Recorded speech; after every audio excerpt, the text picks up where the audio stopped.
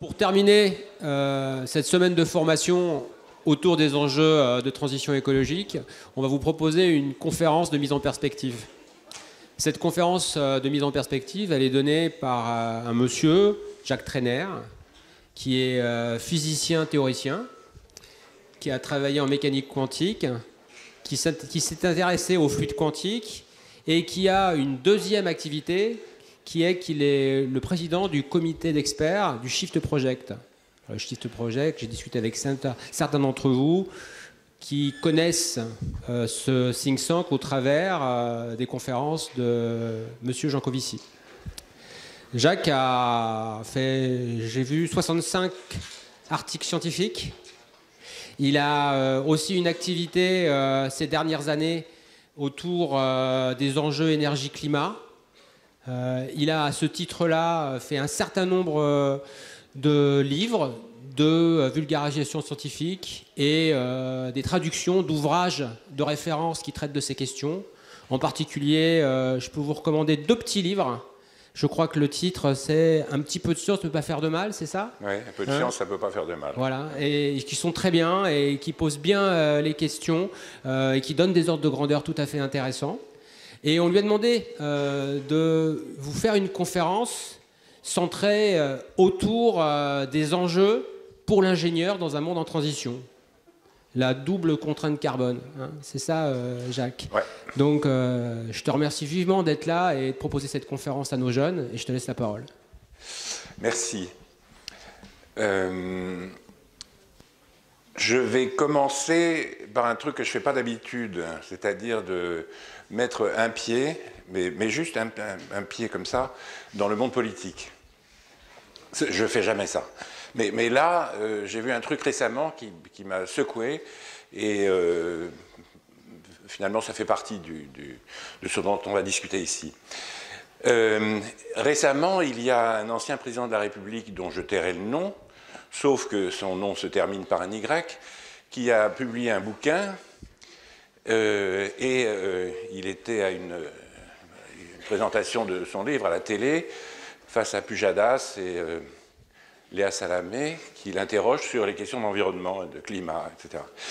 Et il répond quelque chose qui m'a complètement sidéré, et qui était que la question du climat, ce n'est pas la priorité, ce n'est pas le problème important, ce n'est pas le problème fondamental. Le climat, il a toujours bougé.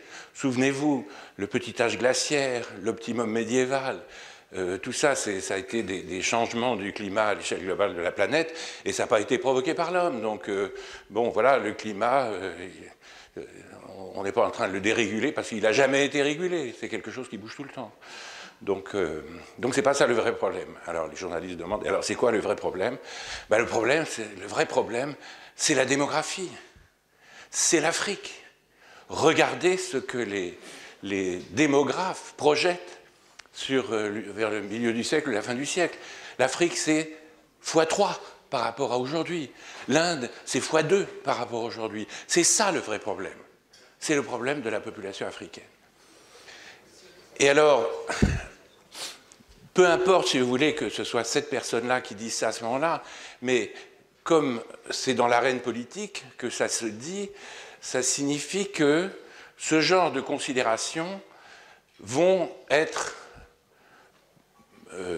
prises et développées par des courants politiques dans la société française, dans les années et les décennies qui viennent.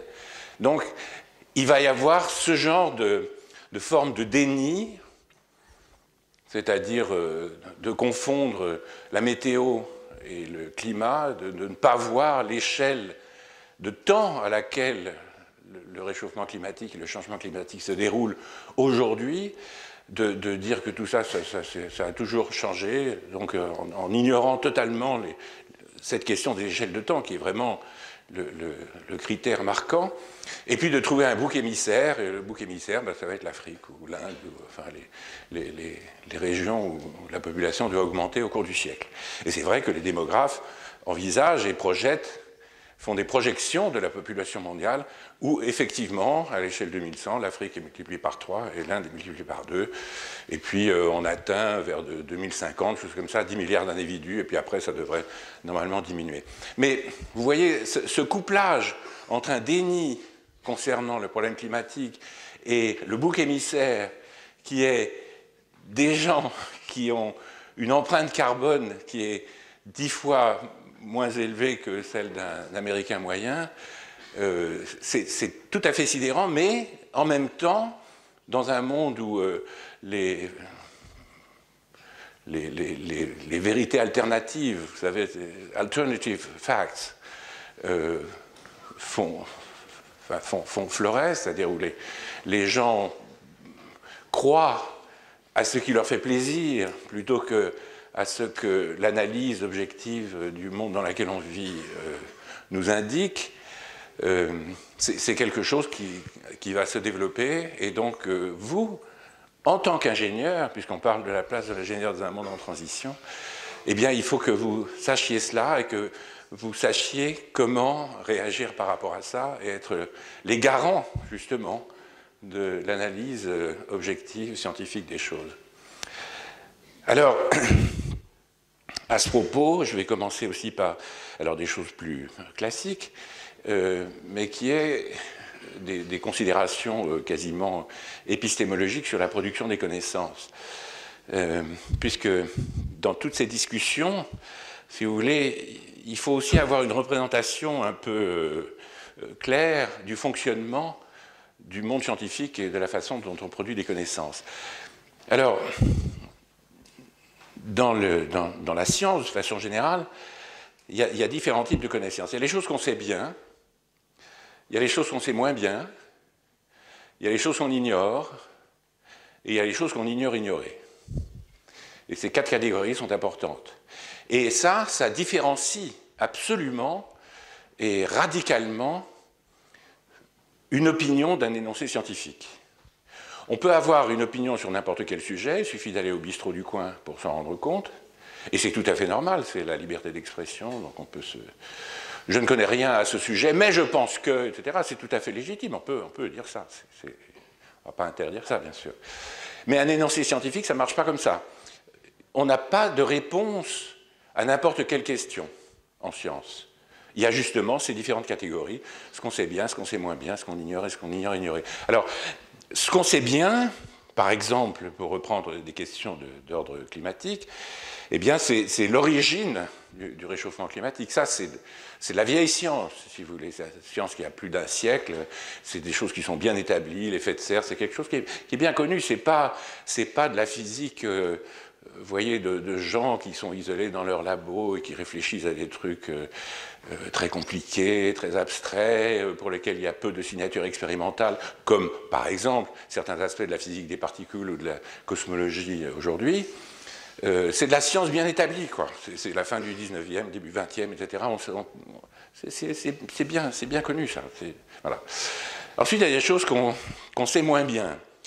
Et pour en rester au niveau des sciences du climat, une fois qu'on a dit qu'il y a un réchauffement climatique qui est dû à l'augmentation de la concentration en effet de serre, l'augmentation d'origine anthropique de la concentration en gaz à effet de serre dans l'atmosphère, la chanson n'est pas toute dite, il y a encore d'autres couplets. Par exemple, il y a un réchauffement, ce réchauffement, il induit des rétroactions. Et ces rétroactions, il y en a qu'on comprend bien et il y en a qu'on comprend un peu moins bien. Par exemple, si la température augmente de 1 degré, eh bien, l'atmosphère peut, avant saturation, la concentration en vapeur d'eau dans l'atmosphère augmente de 7%. 1 degré, 7% en plus de vapeur d'eau. Or, la vapeur d'eau, c'est le principal gaz à effet de serre, plus important que le CO2, c'est la vapeur d'eau. Pourquoi on parle toujours du CO2 et moins de la vapeur d'eau comme effet direct? Tout simplement parce que de la vapeur d'eau, il y en a énormément déjà, indépendamment de ce que nous rajoutons. Ce que nous rajoutons de vapeur d'eau dans l'atmosphère par la combustion des fossiles, c'est epsilonesque. La vapeur d'eau résultant de l'évaporation des océans, des plantes sur les continents, etc., c'est 500 000 km3 par an. voyez, donc ce qu'on rajoute, c'est peu par rapport à ça. Tandis que le CO2, on l'a multiplié par enfin, on est passé de 280 ppm à 420 aujourd'hui, donc c'est plus de 50%. Le méthane, on l'a multiplié quasiment par 2, etc. Donc c'est des traces, mais c'est des traces qui ont un effet de serre dont la signature ne fait aucun doute, et on a augmenté de façon massive par rapport à ce qu'il y avait avant l'ère pré-industrielle. Et donc, s'il y a plus de vapeur d'eau, ça veut dire qu'il y a aussi plus de précipitations, plus de nuages qui se forment, et ces nuages, eh bien, ils ont différents types d'effets. Les nuages de haute altitude, ils renvoient une partie du rayonnement solaire, ils réfléchissent une partie du rayonnement solaire. Les nuages de basse altitude, ils ont plutôt tendance à renforcer l'effet de serre. Et puis, la formation elle-même des nuages, c'est un processus qu'on comprend, mais qui est difficile à modéliser parce que quand une atmosphère est saturée en vapeur d'eau, la formation de gouttelettes est un processus hors équilibre. C'est la condensation d'une phase dans une autre. On est dans les phases vapeur, il faut condenser des petites gouttelettes, ça se fait sur des impuretés, etc. Donc, c'est difficile à modéliser. Donc, les différentes équipes qui font des modélisations globales du climat de la planète ont différents types d'approximations, et c'est ce qui fait que les scénarios sur des conditions aux limites semblables peuvent varier d'une équipe de modélisateurs à une autre. Donc il y a des choses qu'on comprend moins bien. Parmi les choses qu'on comprend moins bien, pas cet été dernier, mais l'été d'avant, il y a eu une canicule qui a été très importante et qui s'est... moi j'ai essayé de savoir ce qui se passait, si les météorologues comprenaient ce qui s'était passé, etc. Pourquoi il y avait comme ça des... Parce que ce que vous voyez à la télévision le soir, au bulletin météo, c'est incompréhensible, ça vous permet pas de comprendre ce qui se passe. Parce que ce qu'on vous montre, c'est une projection à 2D d'un système qui est essentiellement 3D. L'atmosphère, c'est 3D. Et on vous montre des zones bleues, froides, et puis des zones rouges qui sont chaudes et qui se déplacent, mais on ne sait pas pourquoi elles se déplacent. En fait, elles se déplacent parce qu'il y a des mouvements convectifs dans l'atmosphère, mais ceux-là, on ne vous les montre pas. Donc, en fait, pas parce qu'on ne veut pas vous les montrer, mais simplement parce que c'est compliqué à faire une simulation de ça. Donc, on vous montre simplement des zones qui se déplacent. Et la canicule, il y a 1 an et demi, c'était des zones, pas des zones, des bouts d'atmosphère. Ce n'était pas un réchauffement local, c'était des masses atmosphériques venant d'Afrique du Nord qui se déplaçaient et qui étaient stables sur l'Europe de l'Ouest. Est-ce que ça, on le comprend bien? Alors, au mois d'août, il y a eu une publication dans la revue Nature, qui est une revue scientifique prestigieuse, et qui parlait, alors je vous le dis, on ne va pas entrer dans le détail, mais simplement pour vous dire que c'est des choses compliquées, qui parlait du dédoublement du jet stream. Alors, le jet stream, c'est quoi? C'est des vents assez violents qui ont lieu dans l'atmosphère entre 5 et 10, 12 km d'altitude, et qui se trouvent à la frontière des grands cycles convectifs de l'atmosphère. Il y a différents types il y a 3 cellules convectives, et à la limite de ces cellules, eh bien, il y a ces jet streams. Bon. Est-ce qu'on comprend bien comment ça marche, ça? Est-ce que c'est bien représenté dans les simulations numériques? Non, pas si bien que ça. Et les gens travaillent là-dessus. Voilà, c'est un sujet sur lequel les gens continuent de travailler. Ça ne veut pas dire que ça met en cause le fonctionnement général, si vous voulez. Mais ensuite, quand on entre dans les détails et qu'il y a des choses comme ça, eh ben, on s'aperçoit que voilà, c'est des choses qu'on comprend moins bien. Bon, ok, on va travailler, puis on comprendra mieux. Ensuite, il y a les choses qu'on ignore. Alors, les choses qu'on ignore, c'est ce sur quoi travaillent les chercheurs. Ils ne travaillent pas sur ce qu'ils savent, ils travaillent sur ce qu'ils ignorent. Et donc, la situation existentielle d'un chercheur, c'est d'être en permanence confronté à sa propre ignorance dans ce qui est son domaine d'excellence, en principe. Mais il ne travaille pas sur ce qu'il sait, il travaille sur ce qu'il ignore. Et donc, bon, voilà, c'est comme ça, quoi. Et puis, il ne faut pas oublier la 4e catégorie qui est les choses qu'on ignore ignorer. Comment s'interroger sur les propriétés des atomes tant qu'on ne les a pas découverts? Au cours du XIXe siècle, les gens, il y avait deux types de pensées. Il y avait surtout avec le développement de la thermodynamique qui est plutôt, où les variables sont plutôt continues, l'énergie, l'entropie, ce que vous voulez, etc. Donc c'est un monde continu, où les variables physiques sont continues. Puis il y avait le monde, certains, enfin, de temps en temps, les chimistes préféraient un monde discontinu dans lequel il y avait des atomes et des molécules, mais voilà, c'est des conceptions contradictoires qui se sont maintenues jusqu'au début du XXe siècle. Et puis là, il y a eu un certain nombre de manips, 12 ou 13, qui estimaient le nombre d'Avogadro de 12 ou 13 façons différentes, et ça, finalement, ça a convaincu tout le monde. Et le nom de Jean Perrin est associé à ces choses-là. Et donc tout le monde s'est convaincu, finalement, que la matière était faite d'atomes et de molécules, mais alors du coup, se pose toute une série de questions, c'est-à-dire, quelles sont les propriétés de ces atomes et de ces molécules, de quoi ils sont constitués, quelle est leur dynamique, est-ce que la physique classique fonctionne, est-ce qu'il faut une autre physique, etc. Donc vous voyez qu'il y a un monde de questions, un monde d'ignorance qui s'ouvre à partir du moment où on a découvert les atomes. Mais c'est une ignorance qu'on ignorait. On ne pouvait pas se poser des questions tant qu'on n'avait pas mis en évidence les atomes. Et ça, c'est le fonctionnement générique de la science. Si vous voulez, à chaque fois qu'on fait une découverte, on produit une connaissance et on produit en même temps une ignorance. Mais une ignorance qu'on ignorait et qui va devenir de l'ignorance standard sur laquelle les gens vont se mettre à travailler. Et ça bascule dans la troisième catégorie. Voilà, donc il y a tout ça, vous voyez, qui fait que un énoncé scientifique, c'est modulé par toutes ces choses-là. Il peut relever des choses qu'on sait bien, des choses qu'on connaît moins bien, des choses qu'on ignore, des choses qu'on ignorait. Bon. Parler de matière noire, par exemple, ou d'énergie noire, aujourd'hui, comme font les cosmologistes, c'est une façon de dire qu'ils ne savent pas de quoi il s'agit. On dit que c'est noir, en fait, c'est parce qu'on est dans le noir. Donc voilà, c'est une façon de désigner une ignorance. Et puis les gens travaillent dessus, et c'est compliqué, c'est difficile, etc. Mais voilà. Alors, maintenant, on va entrer dans le vif du sujet, donc la double contrainte, de quoi il s'agit. Eh bien, quand on parle climat, émissions de gaz à effet de serre, etc., on a en tête le changement climatique que ça produit. Et donc, voilà, si on veut,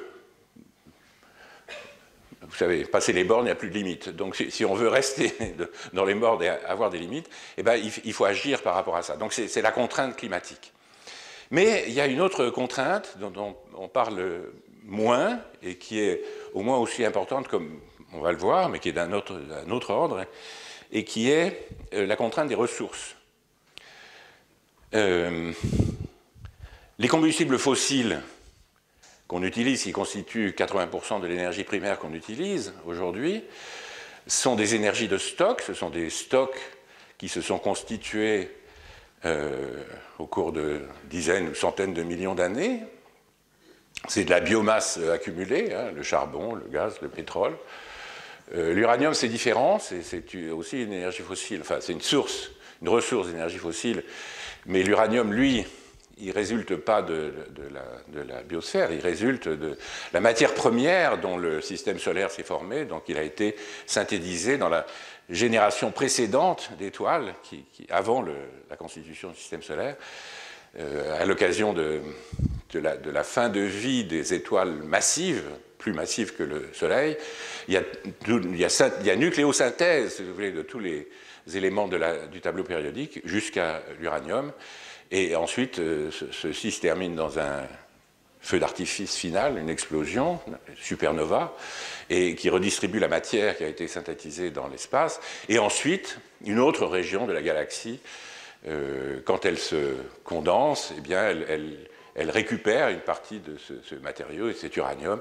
Et donc, l'uranium qu'on trouve sur Terre aujourd'hui, il a été synthétisé dans une précédente génération d'étoiles.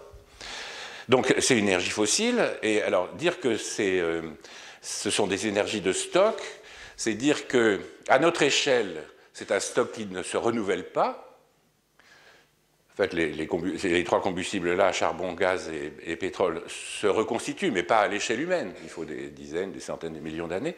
Donc ce sont des stocks finis qu'on utilise, on prélève, Et donc ils sont épuisables.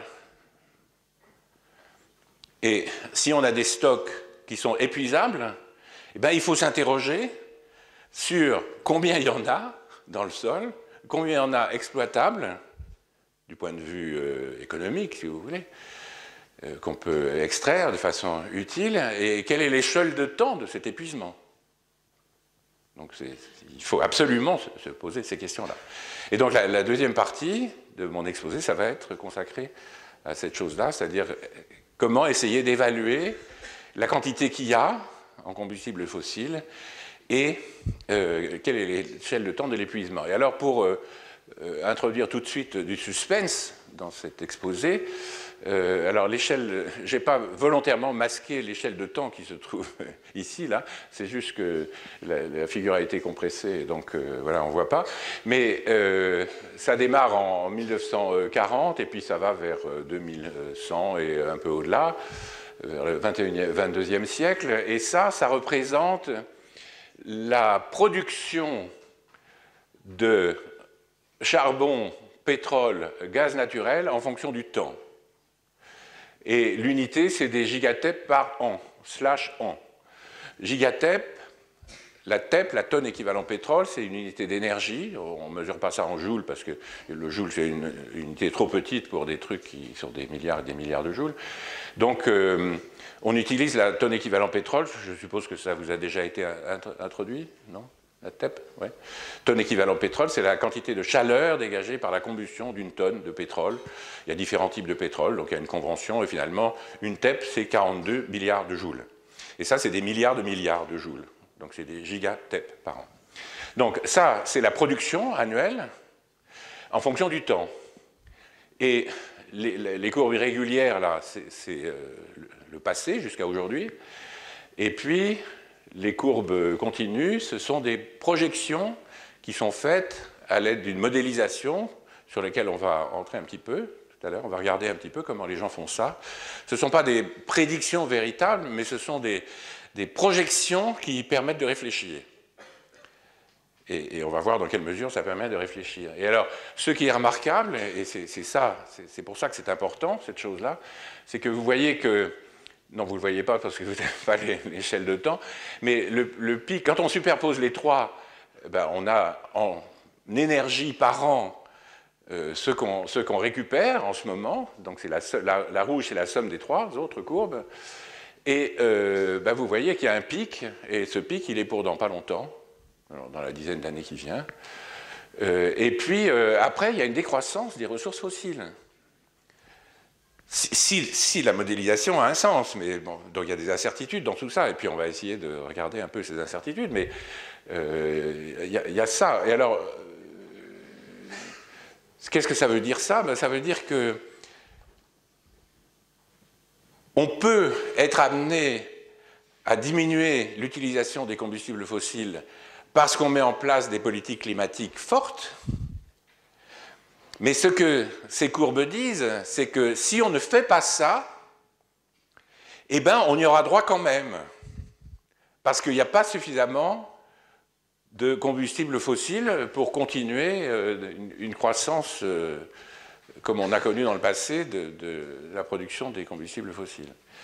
Et donc, si effectivement on a cette décroissance, ce resserrement des ressources énergétiques, eh bien, il vaut mieux le savoir, il vaut mieux s'y préparer pour ne pas le subir, mais essayer de contrôler un petit peu ce qui va se passer. Donc ça, c'est juste le sens de ces courbes-là, et puis on va détailler un petit peu toutes ces choses-là. Donc c'est la deuxième contrainte, si vous voulez. Il y a une contrainte d'ordre climatique qui dit qu'il faut ressortir des combustibles fossiles, et puis ensuite il y a les fossiles qui vous disent « ouais, mais de toute façon, vous y aurez droit, parce que il y a une certaine quantité, et puis voilà, on arrive au pic de production de ces quantités-là, donc c'est la deuxième contrainte. Alors, quelques diapos pour rappeler des choses que vous connaissez déjà. Ça, c'est la production de CO2, les émissions de CO2 des différentes régions du monde. Donc vous voyez que les USA, l'OCDE, le Japon, le reste de l'OCDE, etc., les émissions de CO2 n'augmentent pas tellement, les émissions nationales n'augmentent pas tellement, En revanche, la Chine, depuis qu'elle est entrée sur le marché mondial, c'est-à-dire début des années 2000, vous voyez que la consommation c'est essentiellement le charbon qui est énorme et qui est responsable de l'augmentation de l'essentiel des émissions de CO2. L'Inde est en train de suivre. Alors,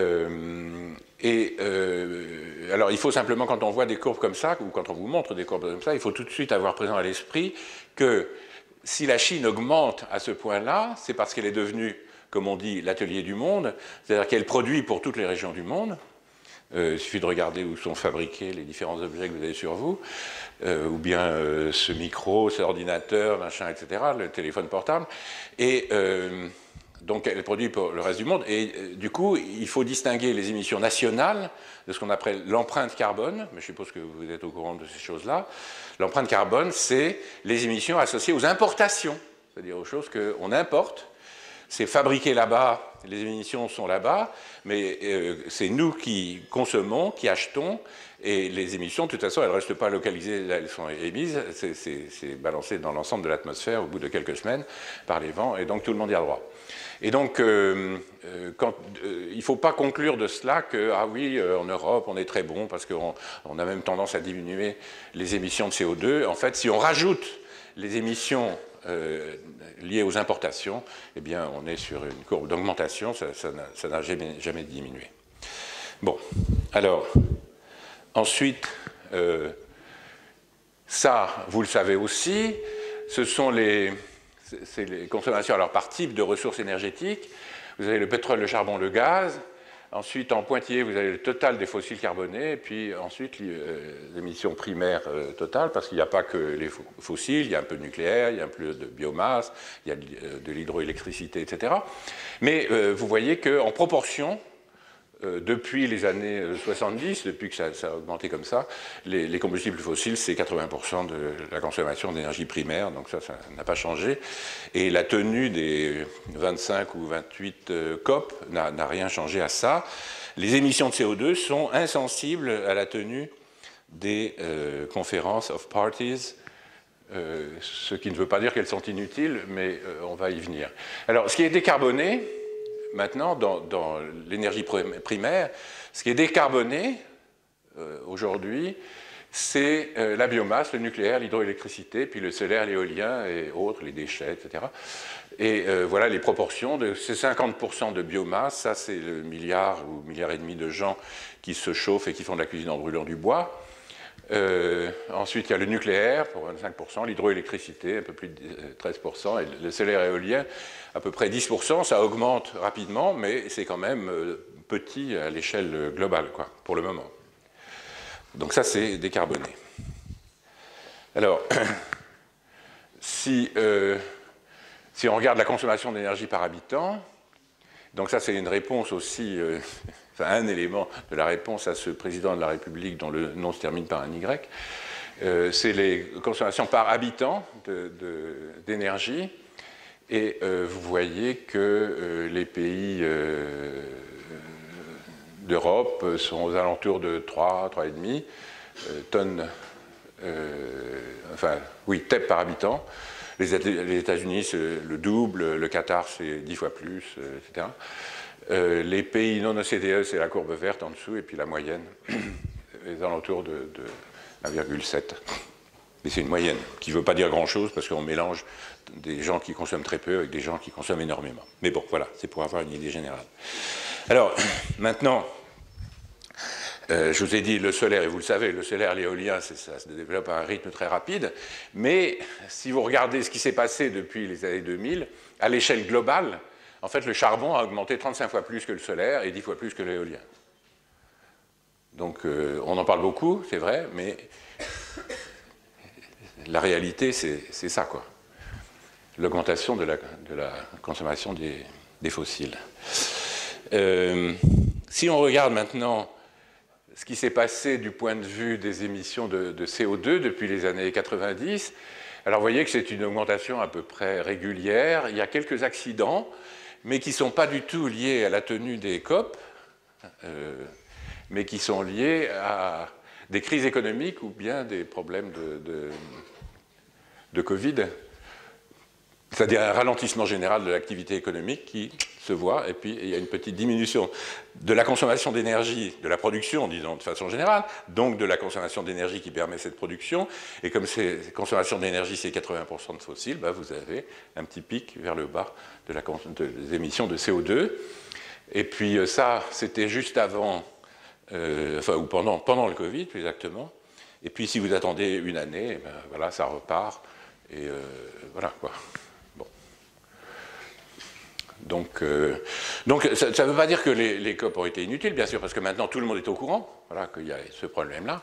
Donc ça a servi essentiellement à ça, mais ça n'a pas servi au sens où ça piloterait les résultats de ces COP, du travail du GIEC, etc., piloterait des politiques énergétiques tenant compte de tous ces effets. Pour le moment, ça a relativement peu d'effets. Alors...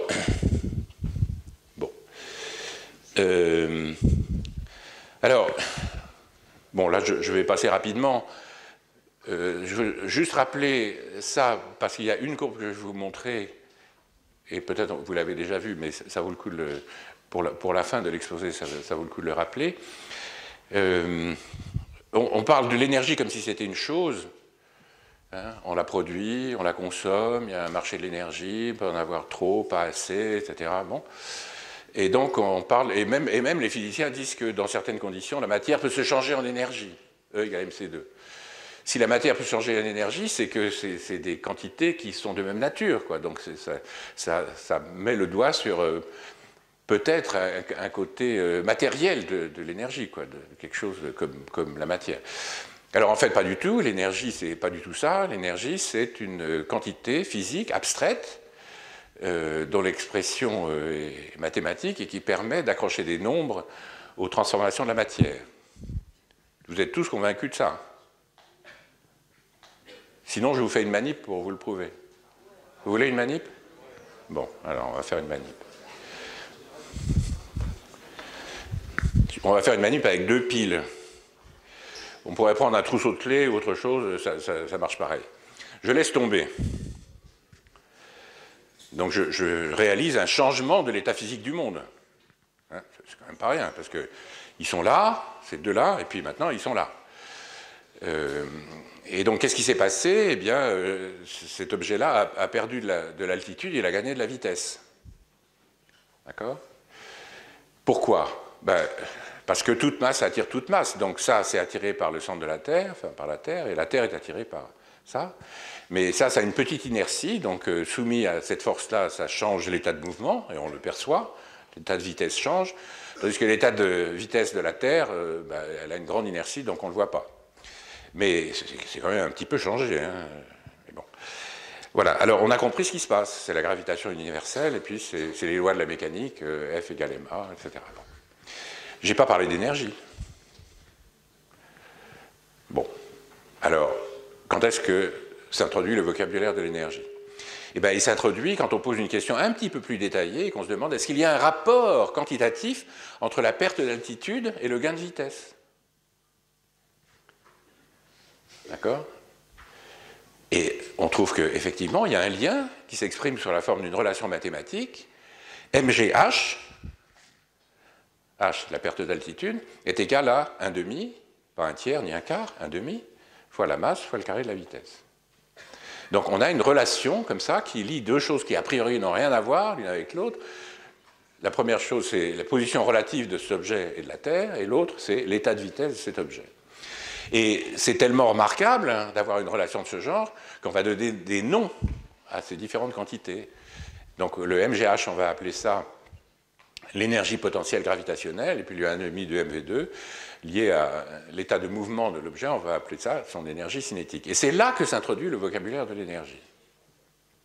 Quand on veut des relations quantitatives entre deux états du système, le système là c'est la Terre et les deux piles, d'accord ? Il y a eu un changement d'état, et on est capable d'établir une relation de nature mathématique entre l'état initial et l'état final. Et l'énergie, ça sert à ça. C'est un concept qui permet de quantifier les transformations de la matière, c'est-à-dire d'accrocher des nombres aux transformations de la matière. À quoi ça sert de faire ça? ben, ça sert à dimensionner les systèmes énergétiques. Dans une centrale hydroélectrique, vous avez une réserve d'eau dans un lac haut. Vous turbinez cette eau, vous êtes passé dans des canalisations, donc elle perd de l'altitude, elle gagne de la vitesse, comme dans la manip que je vous ai montrée. Cette vitesse acquise, on est astucieux, donc on en fait on transmet à un alternateur, et puis, enfin une turbine, et puis ensuite on a un couplage d'électromagnétique qui finalement fait bouger des électrons dans un conducteur. Mais il y a conservation de l'énergie, parce que ce MGH égale 1,5 de MV2 exprime aussi que la perte d'énergie potentielle gravitationnelle est compensée par le gain d'énergie cinétique.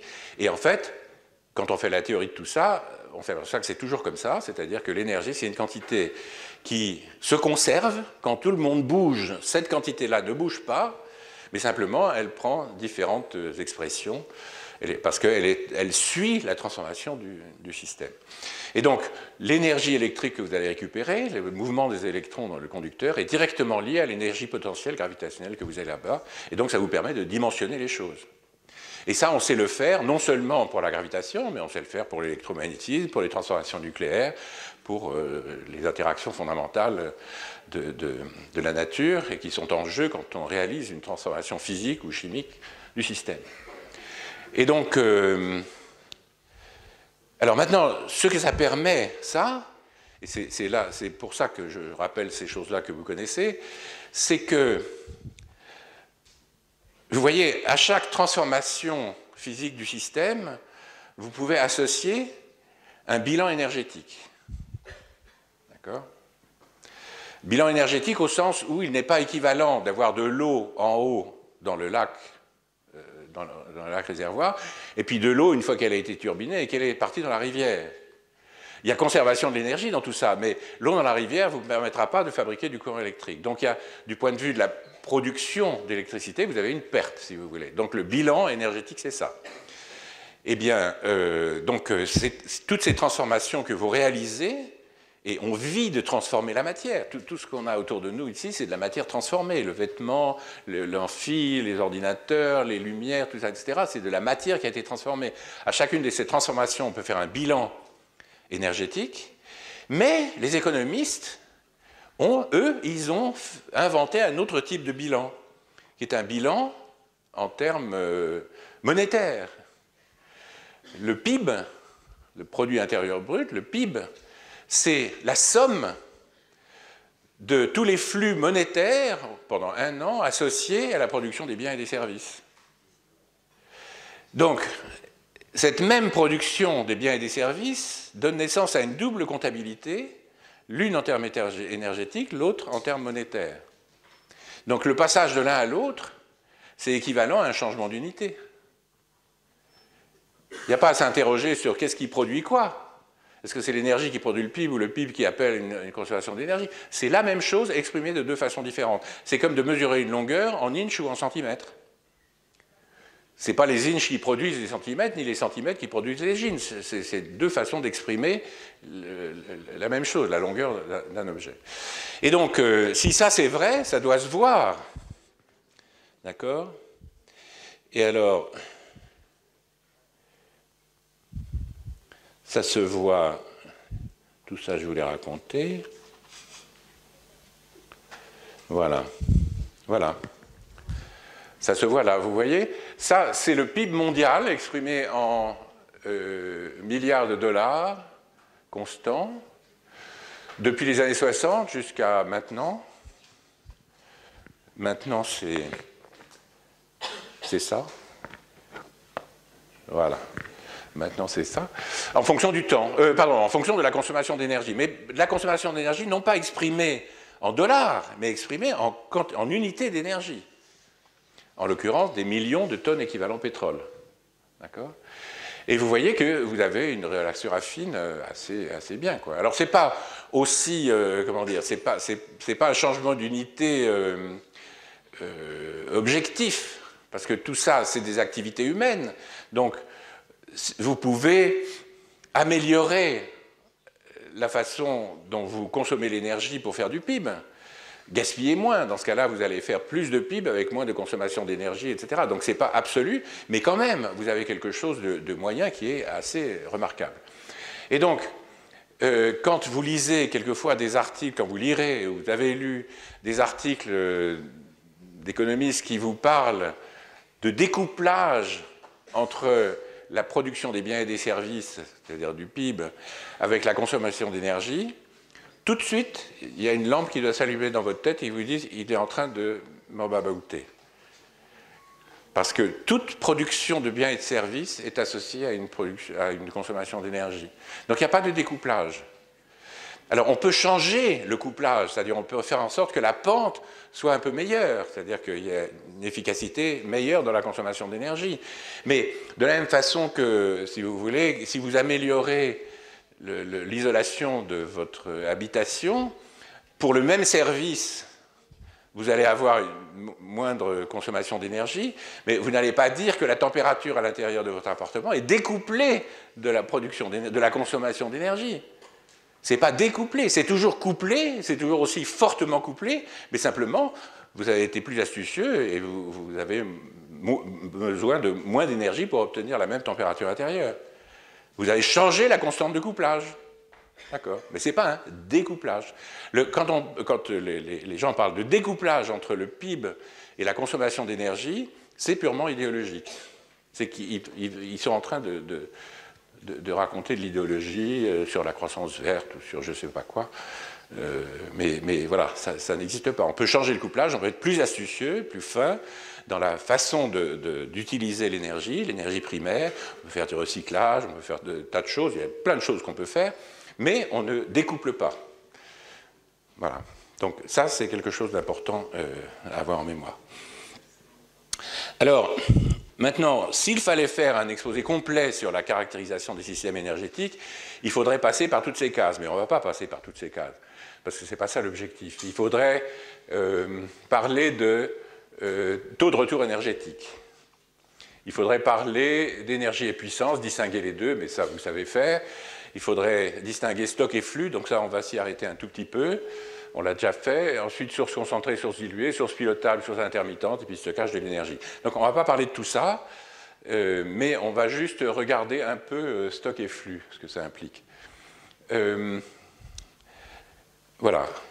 Taux de retour énergétique, c'est cette notion que pour avoir de l'énergie, pour dégager, enfin, pour produire une ressource énergétique, il faut dépenser de l'énergie. Pour avoir un baril de pétrole, il faut faire des trous, il faut des camions, il faut des gens qui travaillent, etc. Donc il faut dépenser de l'énergie. Et si pour produire un baril de pétrole, vous avez besoin d'investir un baril de pétrole, ou l'équivalent d'un baril de pétrole en énergie, vous ne pouvez rien faire avec. Vous pouvez juste vous asseoir dessus et le regarder. Mais si vous voulez non seulement entretenir le système énergétique, mais avoir de quoi fabriquer des amphis, faire de l'enseignement, aller au cinéma, faire de la musique, avoir de l'industrie, de l'agriculture, etc., il faut que le taux de retour énergétique soit largement supérieur à 1. Donc tout ça, ça s'analyse, je ne vais pas le faire ici. Énergie et puissance, vous savez, vous pouvez avoir une énorme fortune dans la banque, mais si vous êtes contraint à ne pas pouvoir extraire plus de 1 euro par jour de cette grande fortune, jamais vous construirez une maison. Donc, le réservoir, c'est une chose, la taille du robinet, c'est une chose qui est importante aussi. Et la taille du robinet, s'agissant d'énergie, c'est la puissance. Alors ensuite, stock et flux, source concentrée, source diluée, source pilotable, source intermittente. Donc on va venir un tout petit peu. Donc les énergies de stock, on en a déjà parlé, elles sont épuisables. Et la question qu'il faut se poser, c'est, encore une fois, combien il y en a et l'échelle de temps de l'épuisement. Les sources de flux, c'est ce qu'on appelle souvent les énergies renouvelables, mais ce n'est pas un très bon terme. Alors il ne s'agit pas de faire la police des mots et de refaire la façon dont les gens s'expriment, mais simplement de savoir de quoi il s'agit véritablement. Si je prends les deux plus populaires, le solaire et l'éolien, ce sont des sources d'énergie inépuisables et pas renouvelables. Il n'y a pas besoin de les renouveler. Elles sont là, donc elles sont inépuisables à l'échelle humaine, mais on ne contrôle pas les flux. C'est la grande caractéristique. Il n'y a pas un bouton dans le soleil qu'on peut manipuler pour avoir plus ou moins de rayonnement solaire, etc. Et on ne peut pas souffler à l'oreille d'Éole de souffler plus ou moins suivant le besoin qu'on a en énergie. Il laisse ce que c'est, et puis voilà. Mais les flux, donc, on ne les contrôle pas, et donc il faut les caractériser. Il faut savoir quels sont ces flux, parce que c'est ça qui va conditionner leur utilisation. Le terme énergie renouvelable n'est pas terrible non plus du point de vue suivant, du point de vue des matériaux à mettre en œuvre, parce que dire que le solaire et l'éolien, c'est inépuisable, c'est vrai, mais c'est au sens où vous voulez l'utiliser pour bronzer au soleil avec une petite brise dans les cheveux parce que c'est plus agréable. Mais si vous voulez faire de l'électricité avec ça, alors vous avez besoin de matériaux, et ces matériaux constituent des stocks épuisables. Ils ne sont pas renouvelables. On peut recycler, bien sûr, et c'est un dossier important, mais ils ne sont pas renouvelables au sens où le solaire ou l'éolien sont inépuisables. Voilà, ce sont des stocks finis, donc épuisables. Et c'est tout un dossier, ça, qu'il faut regarder, qui est important, c'est-à-dire, à chaque fois, sur ces matériaux, et en fait, à l'heure actuelle, on utilise quasiment tous les éléments du tableau périodique des éléments, et à chaque fois, il faut se poser, il y a des gens qui commencent à réfléchir très sérieusement à ça, enfin, qui commencent, je veux dire, c'est un domaine de recherche, si vous voulez. C'est combien il y en a à chaque fois, de lithium, de cobalt, de ce que vous voulez, etc., y compris d'aluminium, de cuivre, de sable, pour faire du béton, etc. Combien il y en a et quelle est l'échelle de temps de l'épuisement? Donc il faut se poser ces questions-là.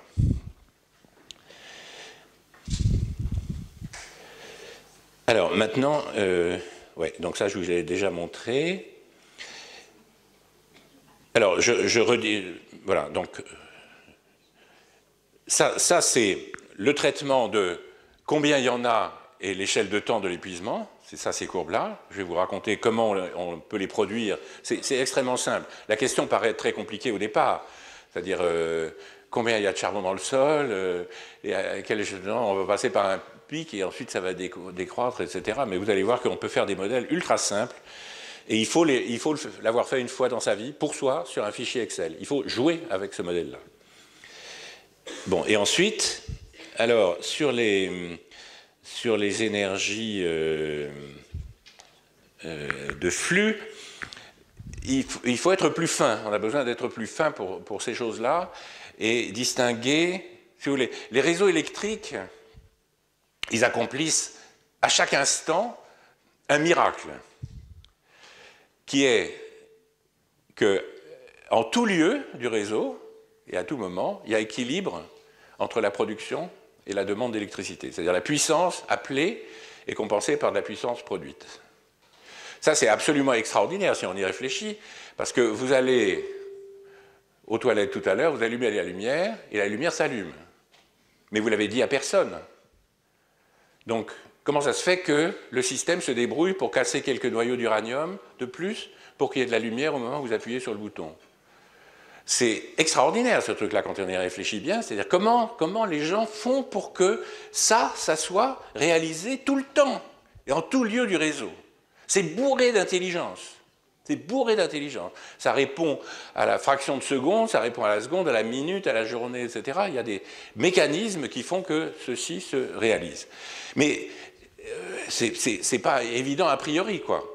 Et surtout quand vous avez des sources qui sont intermittentes, c'est-à-dire qui produisent de l'énergie indépendamment du besoin, comme le solaire et l'éolien, eh bien, il faut dire qu'est-ce qu'on fait? Parce que nécessairement, il va y avoir des périodes de sous-production et des périodes de surproduction, de puissance, puisque ce n'est pas calé sur la demande, c'est une production dite fatale, c'est-à-dire elle a lieu quand elle a lieu. Et comment on fait pour gérer les fluctuations de ces sources-là? C'est un vrai problème qui pose le problème du stockage de l'énergie ou d'autres types de problèmes. Alors, on va passer sur l'exercice. Alors, on va y revenir, mais il y a un point, je vous disais, sur le terme renouvelable, etc., et la question des matériaux. Ça, c'est quelque chose que vous avez peut-être vu, ou qu'on vous a signalé en tout cas. mais là, vous avez une figure qui vient du Department of Energy des États-Unis et qui vous dit, en termes de tonnes par térawattheure, tonnes de matériaux par térawattheure, ce qu'il en est pour le photovoltaïque, pour l'hydro, pour le vent, pour la géothermie et pour le nucléaire.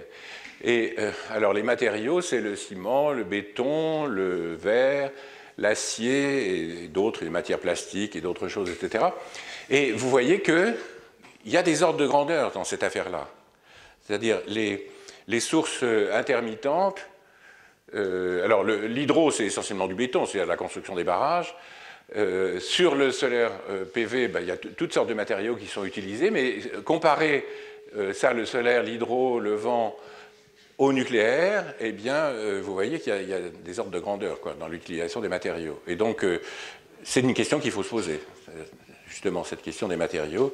Et donc, faire des projections sur combien il y en a et quelle est l'échelle de temps de l'épuisement, etc., pour ces différents matériaux, parce qu'on ne peut pas parler comme ça dans l'abstrait d'avoir des dizaines de millions de véhicules électriques si on n'a pas une petite idée de combien il y en a de lithium ou bien d'autres types de batteries, combien il y en a et puis comment on l'utilise, etc., et où est-ce que ça va. Donc tout ça, c'est des questions qui méritent de s'y attarder. Alors je prends juste un exemple. Vous voyez, ça par exemple, ça c'est la consommation d'électricité un jour en France sur une journée. Donc c'est la nuit, minuit jusqu'à minuit. Alors vous voyez que les couleurs, c'est les différentes sources énergétiques. Donc en jaune, c'est le nucléaire. Ensuite, vous avez un peu de gaz. Et puis ensuite, vous avez l'hydroélectricité en bleu foncé, et puis en bleu clair, vous avez de l'éolien, et puis un petit peu de solaire au milieu de la journée.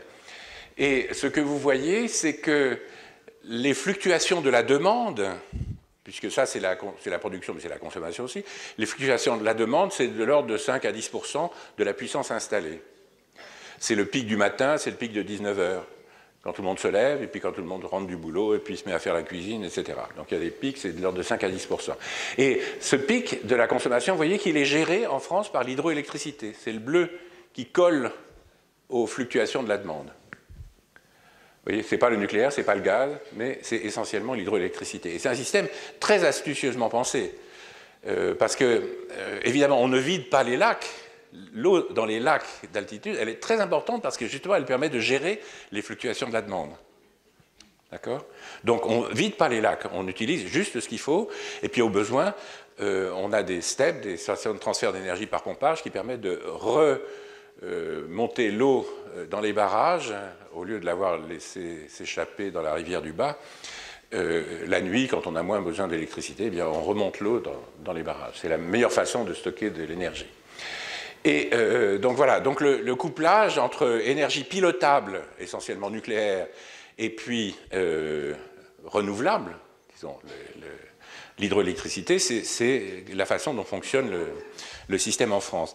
Si vous prenez un exemple d'un pays voisin, un grand pays industriel, l'Allemagne, alors vous avez une semaine de production, et vous voyez, sur chaque jour, vous avez les deux pics, comme il y a chez nous, c'est-à-dire le pic du matin, le pic du soir, etc. Et puis, vous avez la structure de la production d'électricité, et qui est intéressante parce qu'ils ont énormément, vous le savez, ils ont énormément développé les sources intermittentes, le solaire et le photovoltaïque. Ils ont 120 gigawatts de puissance installée en solaire et en éolien, pour 80 ou 90 gigawatts de fossiles. Donc ils ont plus que doublé la puissance installée, et on voit sur cette décomposition qui est faite par un site allemand, on voit la décomposition alors en biomasse, en nucléaire, et puis ensuite en gris, clair, gris foncé, etc. Vous avez les différentes composantes de l'éolien et du photovoltaïque. Alors ils ont extrait l'éolien en bas, là, avec un peu de soleil. Comme c'est une semaine d'hiver, il n'y a pas beaucoup de solaire, mais il y a beaucoup d'éolien. Il y a une complémentarité entre l'éolien et le solaire qui produit plus en été, mais il y a moins de vent, et moins en hiver, il y a plus de vent. Et vous voyez que les fluctuations de la production, elles sont d'une structure totalement différente avec les fluctuations de la demande. La demande, c'était 5-10% de l'appel général de puissance, alors que les fluctuations de la production sont un ordre de grandeur plus grand. C'est voisin de la puissance installée. Donc, ce que vous mettez en place pour gérer les petites fluctuations de la demande n'est pas adapté pour gérer les fluctuations de la production. Donc, il faut avoir un autre système pour assurer qu'à chaque instant et en tout lieu du réseau, il y a égalité entre la production et la consommation. Et qu'est-ce qui s'est passé en Allemagne? C'est pour ça que c'est une expérience intéressante. Eh bien, il s'est passé ceci. C'est que, vous voyez que, alors ils ont extrêmement développé à partir des années 2000, c'est la courbe verte, vous avez la puissance installée en gigawatts en renouvelable, et puis vous avez le nucléaire qui est en bleu, donc il y a décru, notamment après l'accident de Fukushima, et puis vous avez en rouge la puissance installée en fossile. Et vous voyez que malgré l'énorme augmentation de la puissance installée en renouvelable, la puissance en combustible fossile est restée constante. C'est tout à fait contre-intuitif, parce qu'on se dirait, ils en ont mis tellement qu'ils ont dû pouvoir diminuer la puissance installée en fossile. Et puis dès qu'on réfléchit 2 secondes, on se dit, mais non, c'est pas possible. Parce qu'un jour d'hiver, quand il n'y a pas de vent, parce que l'anticyclone des Açores est installé sur l'Europe, eh bien, il faut avoir la puissance pour faire fonctionner toute la société. Donc vous avez besoin de toute la puissance installée en fossile. Et c'est ça que vous dit cette courbe.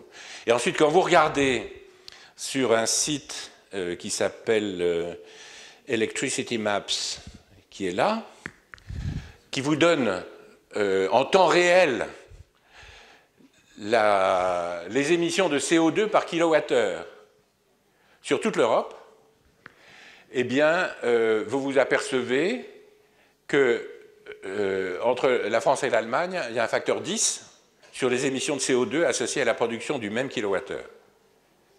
C'est 10 fois plus d'émissions de CO2 en Allemagne qu'en France, pour un même kilowattheure. Alors, il peut y avoir d'autres types de scénarios. C'est-à-dire, là, vous voyez que la façon de gérer l'intermittence de la production, c'est d'avoir de la puissance de réserve. Et cette puissance de réserve, si vous jouez ce jeu-là, eh bien, vous êtes contraint d'avoir toute la puissance en pilotable. Et si vous ne voulez pas du nucléaire, eh bien, vous avez plein pot le fossile, avec un facteur 10 dans les émissions de CO2. On peut faire d'autres types de scénarios, et là je vous renvoie au site français RTE, le réseau de transport d'électricité, qui ont beaucoup travaillé sur ces questions-là, qui font différents types de scénarios dans lesquels on peut jouer d'autres types de jeux que celui-là, c'est-à-dire de conserver toute la puissance en backup derrière pour compenser les moments où il n'y a pas de solaire et d'éolien. Mais je ne vais pas entrer plus en détail, mais disons, c'est un vrai problème, vous voyez, les fluctuations de la demande et les fluctuations de la production des ENR, ce n'est pas le même problème.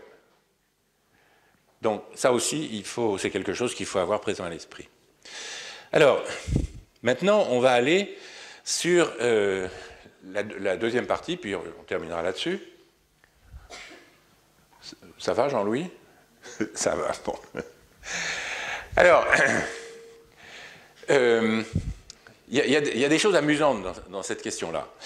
Je vais partir de ces courbes-là, qui sont la version actualisée des courbes qui sortaient dans le qui étaient présentes dans le 5e rapport du GIEC, il y a quelques années, et puis ça, c'est des courbes équivalentes, mais dans le 6e rapport, qui est sorti il y a 2 ans, quelque chose comme ça. Et donc, vous avez là, en fonction des années, les émissions de CO2 en milliards de tonnes par an. Les points noirs, c'est ce qu'on a fait jusqu'à la date de publication du rapport. Et puis après, il y a des scénarios d'émissions. C'est-à-dire, on imagine ce qu'on pourrait faire comme trajectoire d'émissions au cours du siècle. Et puis, on demande aux modélisateurs du climat de calculer, avec leur modèle, de calculer les effets de telle ou telle trajectoire. Sur tout, sur la météo, sur le climat, sur la biomasse, sur la biosphère, etc., sur tout. On calcule les conséquences de telle ou telle trajectoire. Alors, ces trajectoires sont repérées par des SSP, qui veut dire Socio-Economic Pathways ou quelque chose comme ça. Les RCP, c'est les Representative Concentration Pathways, mais ce qui est important là-dedans, c'est les chiffres qui accompagnent, c'est-à-dire 1.9, 2.6, 4.5, 7, 8.5. Ce sont des scénarios d'émission. Plus on va vers le haut et plus on émet au cours du siècle. Ce sont des productions annuelles, et donc l'intégrale sous la courbe, ça représente tout ce qu'on aura émis jusqu'à 2100. C'est l'intégrale de ce qui est en dessous. Et la courbe, c'est par année. Donc, si j'intègre, j'obtiens tout ce que j'aurais produit d'ici 2100. Alors, vous avez... alors, qu'est-ce que signifient ces chiffres-là, 1.9, 2, etc. Ça a des unités, c'est en watts par mètre carré. Ça représente... Alors, attention, ça représente le déséquilibre radiatif associé à chacune de ces trajectoires, mesuré en haut de la troposphère, avant retour à l'équilibre. Qu'est-ce que ça signifie? Quand vous émettez des gaz à effet de serre, vous augmentez l'effet de serre, et pourquoi il augmente?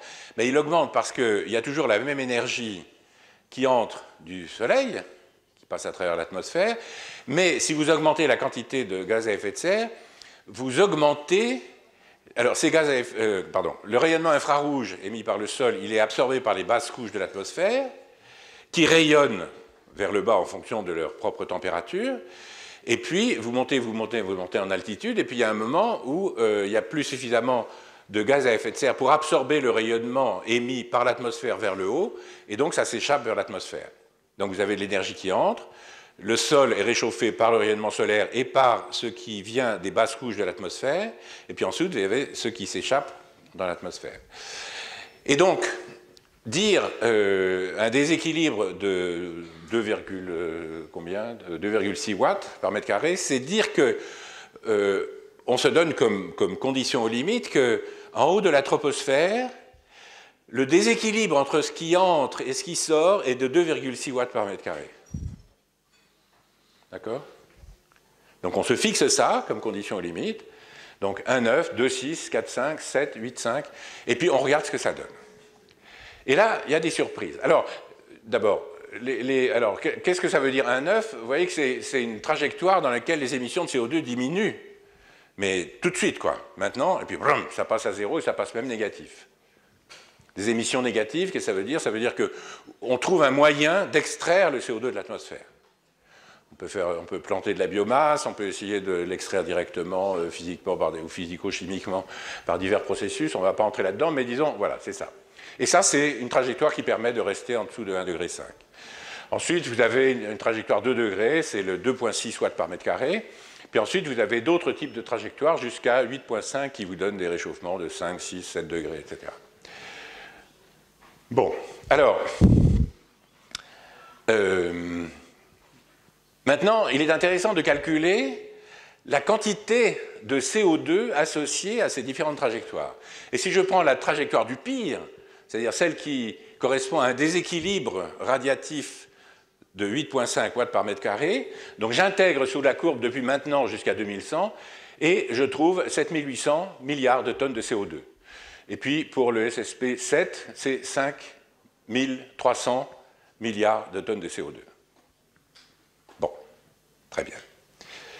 Maintenant, on va mettre ça en regard de ce que je vous ai montré comme courbe pour la consommation des combustibles fossiles.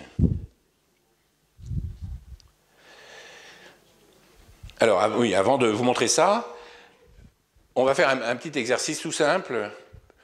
Ce que je veux vous montrer, c'est que les trajectoires du pire, c'est-à-dire les trajectoires 7 et 8,5, en fait, ne sont pas réalisables. C'est assez curieux, c'est contre-intuitif, parce que c'est des trajectoires qui sont examinées par le GIEC, mais en fait, elles ne sont pas réalisables. Je vais vous montrer pourquoi. Quand on brûle une tonne de pétrole, on sait combien de CO2 on émet. Quand on brûle une TEP de gaz, on sait aussi, une TEP de charbon, on sait aussi.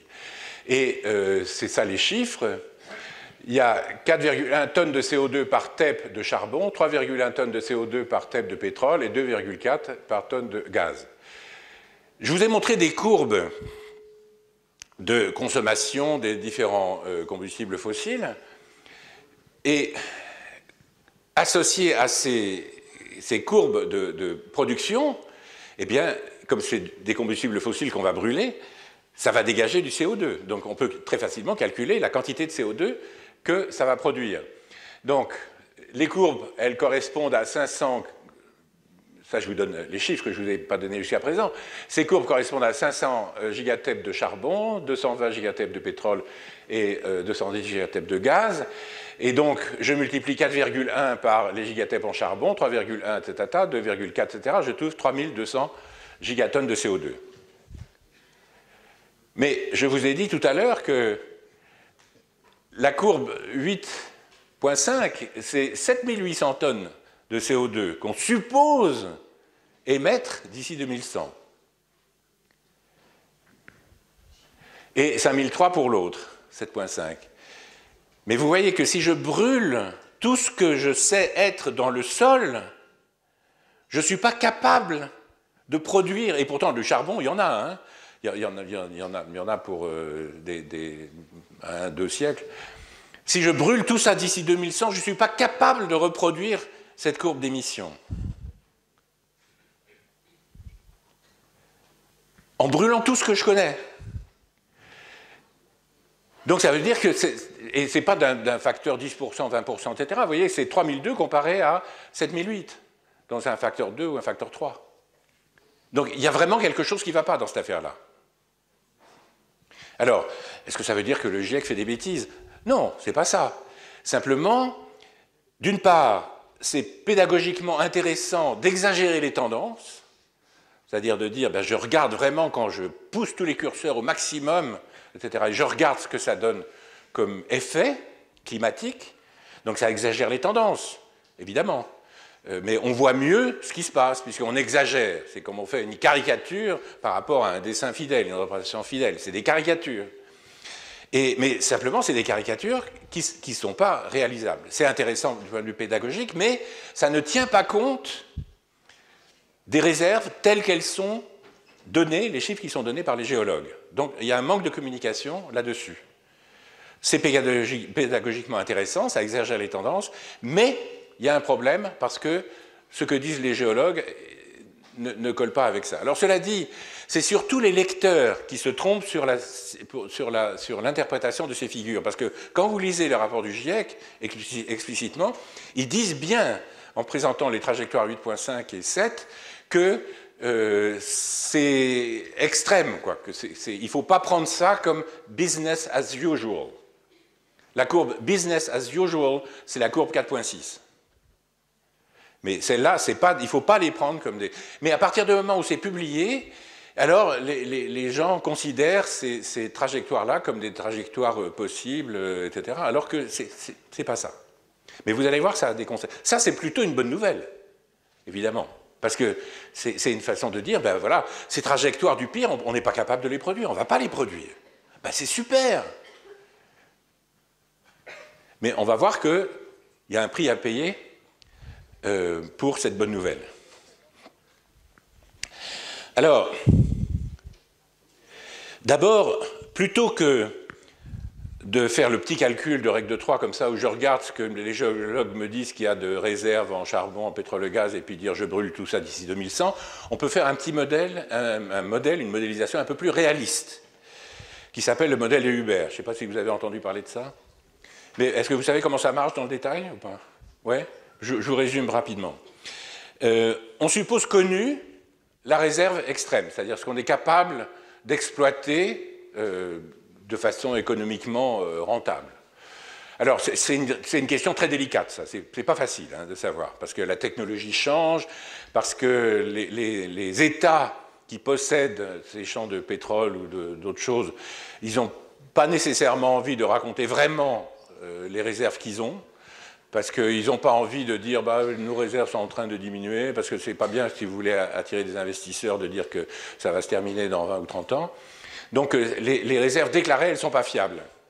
Donc il y a d'autres façons de travailler et d'essayer d'avoir des chiffres un peu plus fiables, mais il y a des distinctions à faire, comme les réserves prouvées, c'est-à-dire celles qu'on est sûr qu'on va utiliser, les réserves probables, 50% de chances de les utiliser, les réserves possibles, ben, il y a encore des trucs, mais on ne sait pas si on sera capable de les exploiter. Mais disons, donc tout ça c'est un secteur où les gens travaillent, les géologues et les agences spécialisées là-dedans. Et puis, alors le modèle c'est ça. Donc on suppose connu Qmax, et puis ensuite on va appeler Q la quantité cumulée extraite jusqu'à aujourd'hui. Aujourd'hui on commence à faire la simulation pour le futur. Et puis on va appeler P la quantité qu'on extrait chaque année. Donc si Q, c'est la quantité extraite dans le passé, P, c'est celle qu'on fait cette année-là, ça veut dire que P, c'est la dérivée discrétisée de Q. D'accord ? C'est la production pendant une année, c'est un delta Q sur un delta T de 1 an. Voilà. Donc P, c'est la production, Q, c'est tout ce qu'on a exploité jusqu'à aujourd'hui. Et la modélisation consiste à chercher une relation entre P et Q. Ce qu'on appelle, en bon terme, une équation différentielle. Puisque P est la dérivée de Q, donc chercher une relation entre les deux, c'est chercher une équation différentielle. Mais on ne va pas traiter ça comme une équation différentielle, on va traiter ça comme un algorithme discrétisé. Et alors, on se dit la chose suivante. On se dit au début, on démarre l'exploitation de cette ressource, donc on démarre à 0, et puis on va aller vers 0 à temps plus ou moins grand. Mais au début, il s'agit d'une ressource énergétique qui permet de construire des machines, qui permet d'en extraire plus. Au début, hein, puisque c'est une ressource qui est intéressante, on voudrait en avoir plus. Et le fait de l'extraire, comme c'est de l'énergie et que ça permet de construire des machines, eh bien, P, on peut imaginer qu'il est proportionnel à Q au début. D'accord ? Plus j'en ai, plus je suis capable d'en avoir. Bon, mais ça ne peut pas durer. Alors, je vous signale qu'au passage, c'est une croissance exponentielle, ça. C'est la dérivée proportionnelle à ce que j'ai déjà. Y' égale Y, avec un coefficient alpha. Bon, mais ça ne peut pas durer parce qu'il y a un Qmax. Donc, quand Q tend vers Qmax, P doit tendre vers 0. Comment faire ça ? Eh bien, Q tend vers Qmax, c'est-à-dire Q sur Qmax tend vers 1. Et le plus simple, c'est de prendre la relation quand Q est petit et puis de la multiplier par 1 moins Q sur Qmax. Parce que vous voyez, quand Q est petit devant Qmax, c'est P égale alpha Q, donc j'ai la croissance du début. Et puis quand Q tend vers Qmax, la parenthèse s'annule, et donc j'ai P qui tend vers 0. Donc je tiens l'évolution aux deux bouts, au début et à la fin. Bon, mais en même temps, j'ai une équation différentielle, il n'y a plus qu'à résoudre. Et on voit ce que ça donne. Donc il faut se donner il y a deux paramètres, c'est Qmax et alpha. Alors, comme on a dit qu'on discrétise, donc on va considérer des années n, et puis Q de n, et puis, ah oui, j'ai ce truc-là, il paraît que ça marche. Voilà. Ouais. Voilà, donc je calcule P l'année n plus 1 en fonction de ce que j'ai extrait jusqu'à l'année n. Donc ça fait alpha Qn 1 moins Qn sur Qmax.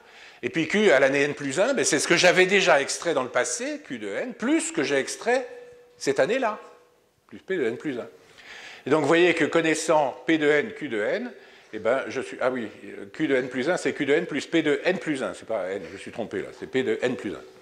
Et donc, vous voyez qu'on peut progresser comme ça dans la récurrence. Et pour commencer l'itération, il faut partir d'une année de référence 0, pour laquelle on connaît Q de 0, et on détermine alpha à partir de P de 1, en utilisant la relation. Et puis, on itère ce truc-là. Et les courbes que je vous ai montrées, c'est en utilisant exactement ce modèle-là. Vous voyez ? Voilà, et ça donne ça.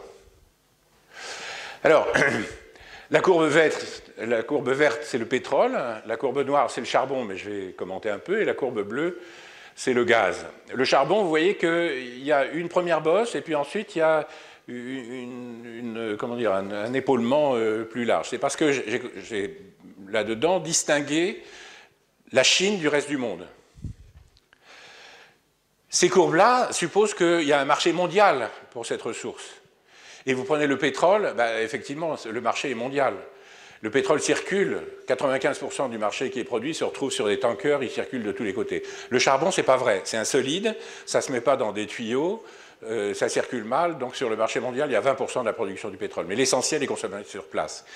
Et d'autant plus que la Chine s'est mise à jouer un rôle économique mondial particulier à partir du début des années 2000.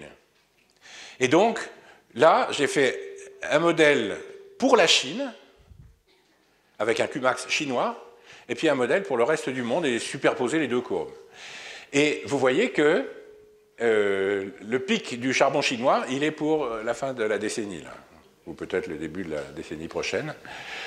Et du coup, ça fait, vous voyez, un pic général pour la production des fossiles dans les décennies qui viennent. Donc voilà d'où viennent ces courbes. Vous voyez ? Il faut avoir des données fiables pour les Qmax, et puis le alpha, c'est assez simple, parce que c'est l'exploitation d'aujourd'hui, quoi. Donc, voilà. Alors, encore une fois, avoir des valeurs fiables pour Qmax, c'est pas simple. Mais on peut arriver à avoir malgré les incertitudes, à faire en sorte que ce soit un outil utile pour réfléchir. Et ceci d'autant plus que si vous changez la valeur de Qmax, vous allez peu changer la valeur du pic, la position du pic. Parce que si vous augmentez Qmax, par exemple, vous augmentez l'air sous la courbe.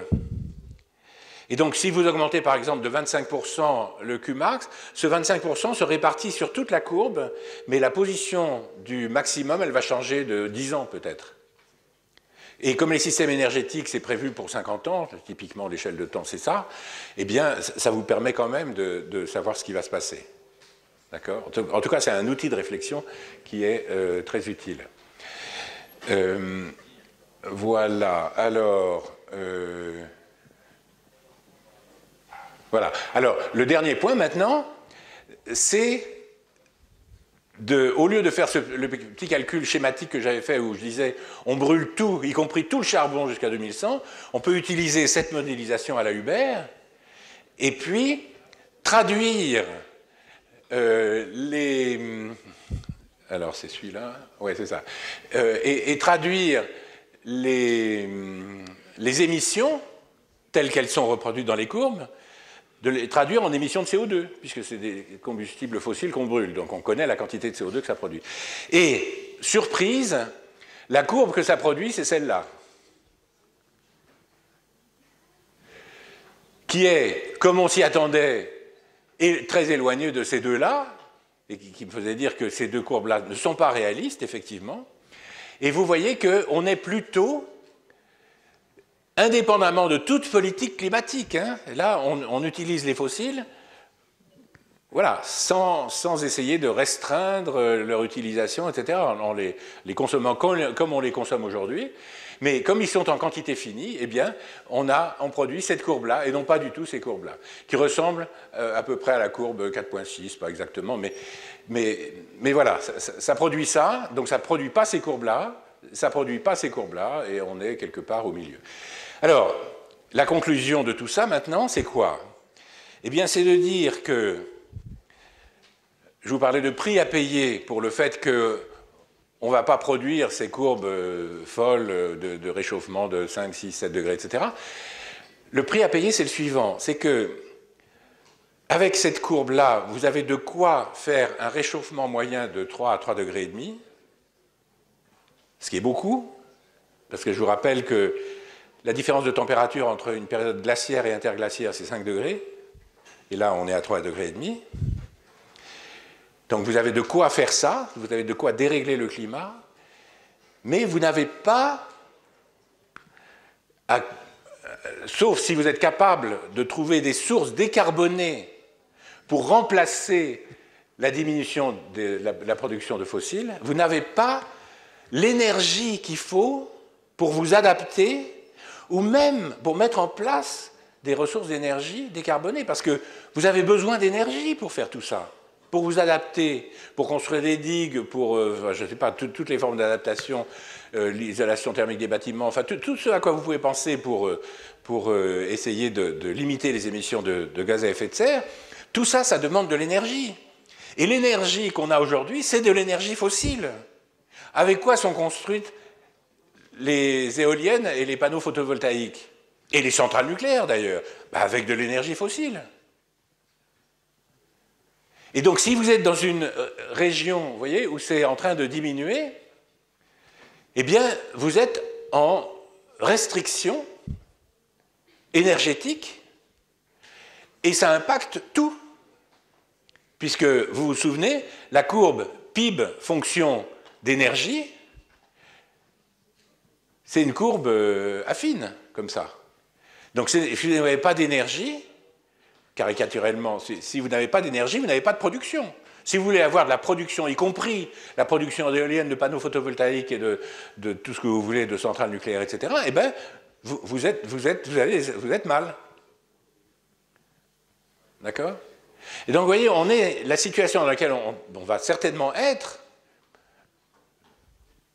ce qui suppose que les valeurs des Qmax qui sont là sont raisonnables, mais je crois qu'elles le sont, la situation existentielle dans laquelle on va se trouver, vous allez vous trouver en tant qu'ingénieur dans un régime en transition, eh bien, c'est cette double contrainte, c'est-à-dire d'une part, d'essayer de piloter un peu le climat ou la dérive climatique, et d'autre part, eh bien, de tenir compte du resserrement des ressources, ce qui exige de trouver des ressources énergétiques décarbonées à la bonne échelle de temps.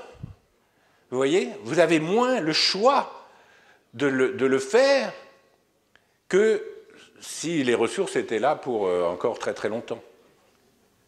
C'est vraiment une double contrainte. Et, dernier mot, cette double contrainte, finalement, elle rend les choses plus concrètes, si vous voulez. Parce que quand on parle de climat et qu'on dit « Ah oui, il faut faire quelque chose pour le climat », bon, très bien, mais le climat de 2050, il est déjà joué. Il dépend de tout ce qu'on a émis dans le passé. Ce qu'on fait aujourd'hui va affecter le climat de la fin du siècle, du milieu, de la deuxième moitié du siècle. Donc, moi, je ne le verrai pas, mes enfants ne le verront certainement, sans doute pas, et mes petits-enfants, oui, sans doute, peut-être ils verront quelque chose.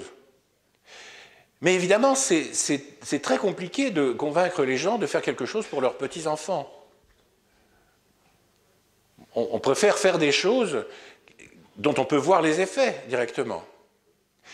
Et ça a comme effet, si vous voulez, en un certain sens, de rendre les choses plus concrètes et plus proches dans l'échelle de temps. Puisque les pics, vous avez vu, ils sont pour la décennie qui viennent. Et donc s'il y a un resserrement des ressources, alors ce resserrement des ressources, ça a des répercussions, quel que soit le problème que vous considériez. Je reviens au problème de population de ce président de la République dont le nom se termine par un Y. Il dit, le problème, c'est la population africaine, x3. J'ai demandé à un démographe qui s'occupe du site Le jeu de la population sur l'INED, l'Institut national d'études démographiques, si vous avez besoin d'informations sur la population régionale, mondiale, de pays par pays, etc., c'est le site de l'INED qu'il faut aller voir, Institut national d'études démographiques. J'ai demandé, quand il faisait ses projections qui donnent un facteur 3 pour la population africaine d'ici la fin du siècle, est-ce qu'il tenait compte des ressources? Réponse, non. Ce qu'ils font, c'est qu'ils regardent les paramètres les plus importants pour eux, c'est-à-dire les taux de fécondité, nombre d'enfants par femme, les taux de mortalité par âge, et puis des variables un peu agrégées comme les taux d'urbanisation, si vous voulez, de regarder les taux d'urbanisation, à quel rythme ils se font. Et les taux d'urbanisation, c'est des variables importantes parce que quand vous habitez dans une ville, vous n'avez pas le même type de consommation énergétique que si vous êtes un paysan disséminé dans un vaste territoire. Donc, ils regardent ce genre de données, mais ils ne regardent pas les ressources. Et là, alors, c'est une interrogation que je vous livre, brute, parce que je n'ai pas du tout la réponse. Mais est-ce qu'un facteur 3 sera possible en Afrique s'il y a un vrai resserrement des ressources énergétiques? Parce que pour avoir un accroissement de la population, il faut un accroissement de la production de façon générale, et pas seulement agricole. Mais maintenir des taux d'urbanisation importants, ça suppose des services, enfin toutes sortes d'infrastructures, etc., qui demandent de l'énergie. S'il y a un resserrement des ressources énergétiques, ben les gens vont se bouffer le nez pour avoir ces ressources énergétiques. Et il y a vraiment de quoi, hein, on l'a vu dans le passé, et on ne l'a pas vu dans les 30-40 dernières années parce qu'il y a eu de l'énergie abondante et pas chère, etc., et tout le monde en a profité. Mais s'il y a vraiment ce resserrement, alors il faut se poser ce genre de questions. Vous voyez? Donc, je résume et je m'arrête. La nouvelle n'est pas mauvaise pour cette double contrainte parce que les trajectoires qui dérapent vraiment, on ne les aura pas, mais il y a un resserrement des ressources énergétiques avec toutes les conséquences que ça a, compte tenu de la relation étroite entre production de biens et de services et consommation d'énergie. Je vous remercie de votre attention.